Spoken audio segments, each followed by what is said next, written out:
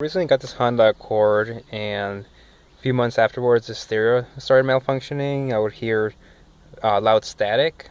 The stereo would turn on even without the keys in the ignition. The stereo would sometimes make a loud pop and then stop working, and then I would have to turn off the stereo. And a few minutes later I could turn it back on and it would start working again. And finally the battery would drain overnight just because the stereo would turn on by itself. So in this video I'll show you what it would do, and then I'll show you how I solve this.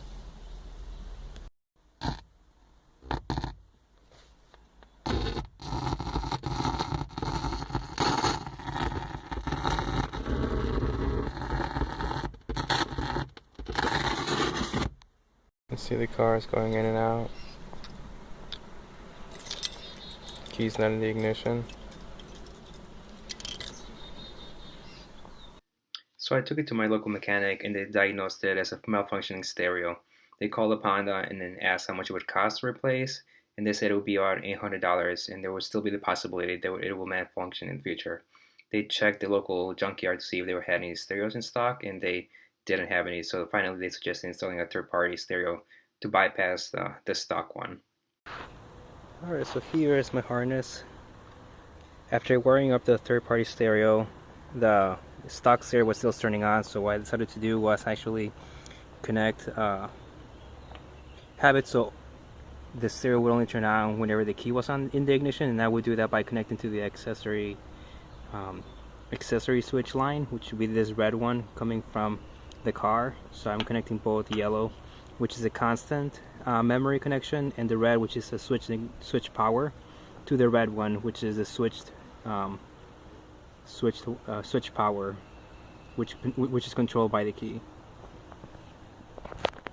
This way I don't run a risk of the battery draining because the stereo is turning on while the key's not in the ignition.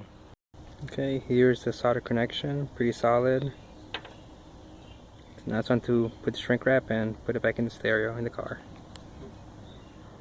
This is the final setup that I have.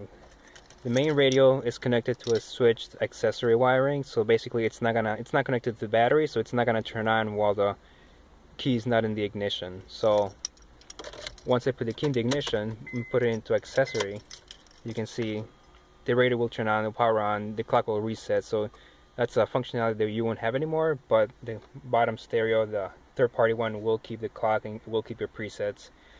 Because we're feeding power to this stereo, you will have light to your climate control switches. So the only thing that's not going to work is that stereo, but like I said, the third-party radio will keep on clocking presets, so you can use that. So this is the solution that worked for me. Leave any comments and I'd be happy to answer them.